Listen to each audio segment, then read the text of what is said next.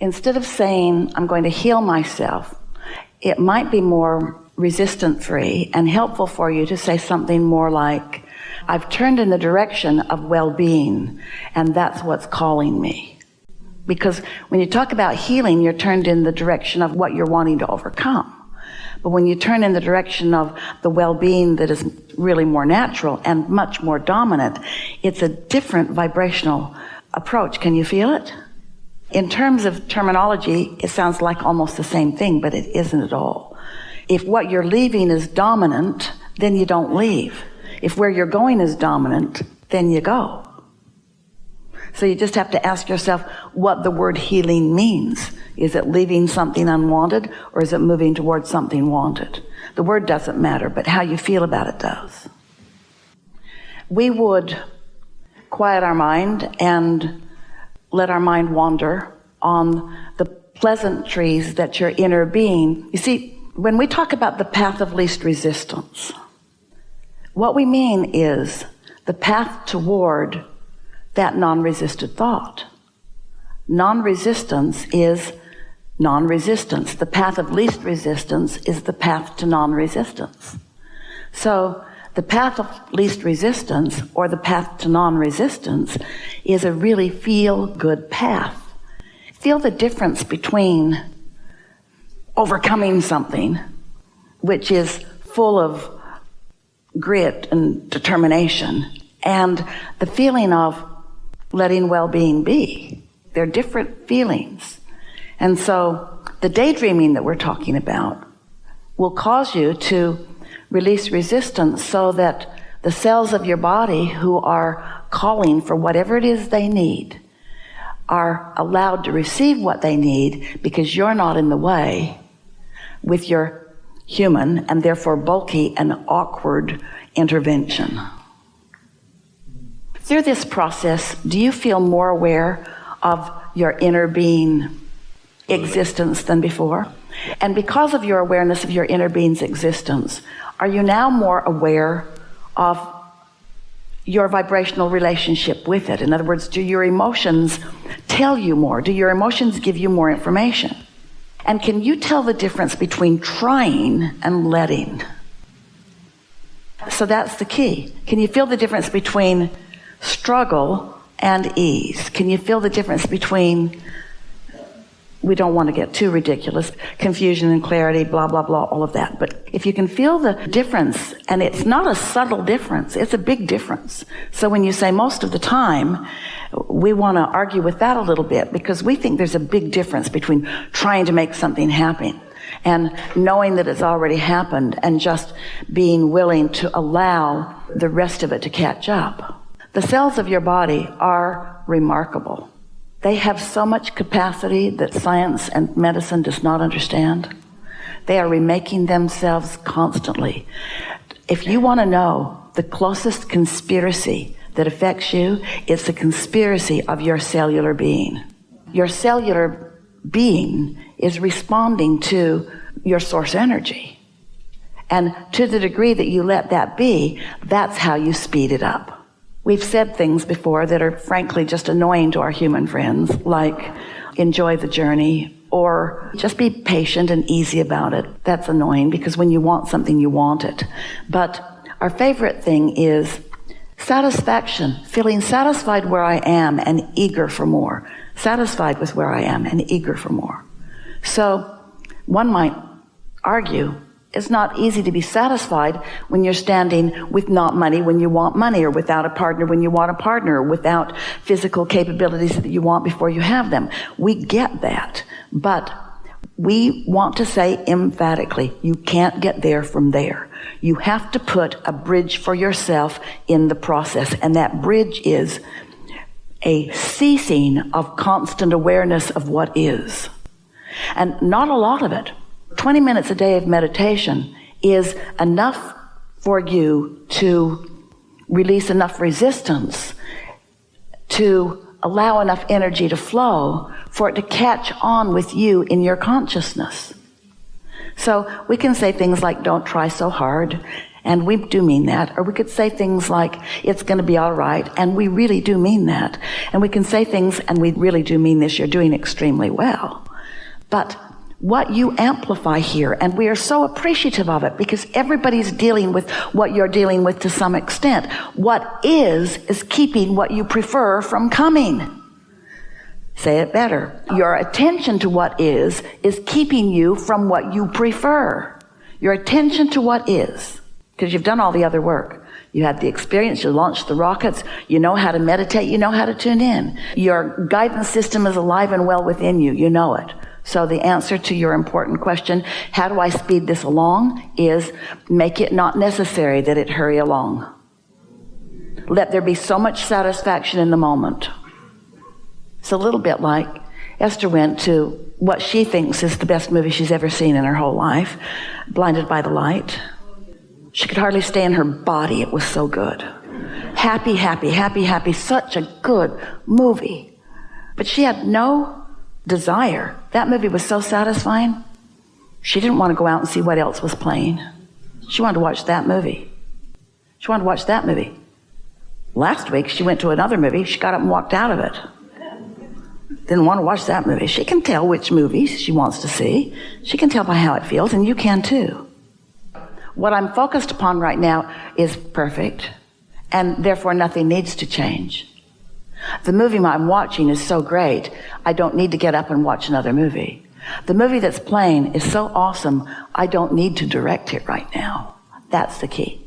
The movie that I have allowed to play because of my alignment with Source is so good, so satisfying, that I don't need to direct a movie right now. Some of your confusion, we acknowledge, has come from some of what you have thought you heard us say. Because when we ask you to be deliberate, that sounds like you want to direct your thought. We just want you to know when to direct your thought. Make sure you're hooked in and that the plot line's flowing before you add your ideas. We talk about getting out ahead of it, and this process of meditation is the supreme way for that. So we've talked about that. We've really talked about that. We know that you'd rather we'd stop talking about that because we've talked about that. Once momentum happens and then it's easier to observe what happened, it's harder than to be out ahead of it. So one might say, well, you can't get out ahead of this because the physical condition is already there. But you can get out ahead of it segment by segment. We call it segment intending.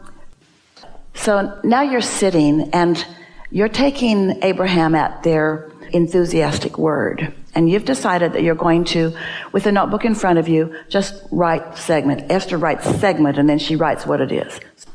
So then you just write what you intend here. I feel such appreciation for these people who are playing with me in this way, don't you? I am thankful and rather amazed. I adore my responsive body. I love the cells of my body who are kicking ass today. Esther has a foul mouth. She really doesn't. We got that from you. I love my responsive cells. I like this experience. This is a conspiracy of well-being for me. How good is this? Oh, there isn't anything I'd rather be doing in this next segment of my life experience than allowing this evolution of these things that I desire to take place right before my eyes. I feel love for these people. I feel appreciation. I feel knowledge and powerful expectation of my responsive cells. Now, don't try to repeat those words. Those were just words that we flowed into the subject. You've got words as lovely and better, but let it be what you easily feel. So now what happened is you got out ahead of it. But more important, before you even got there, you experienced the pleasure of non-resistant thought.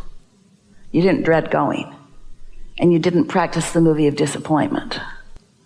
You got out ahead of it. So now, with your segment intending, you have activated the people in the room. You've activated your relationship with the cells of your body. You've tuned into source energy. You've put yourself in a position where all that, and as our friend said earlier, more can be your experience. And here's the most important thing. In this segment, nowhere did we encourage you to say, and I will see the progress of this exercise. Nowhere. Because you're not doing this for the power to accomplish the solution to the problem. You're doing this segment for the pleasure of this non-resisted segment in time.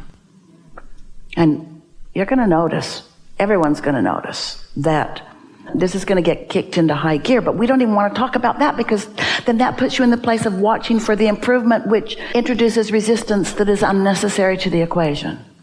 We would like you to say, Abraham, that sounded so good. I could do that every day for the rest of my life.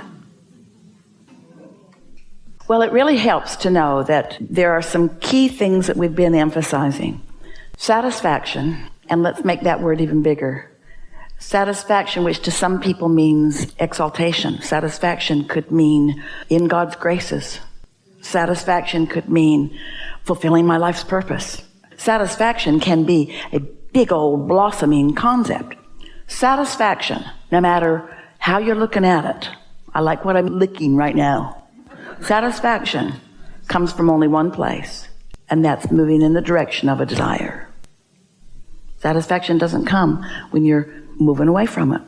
It takes some doing for some of you, because you've been trained by often well-meaning people who believed for themselves and for you that ultimate satisfaction, which is God's grace, comes from your sacrifice. You got to suffer and deprive.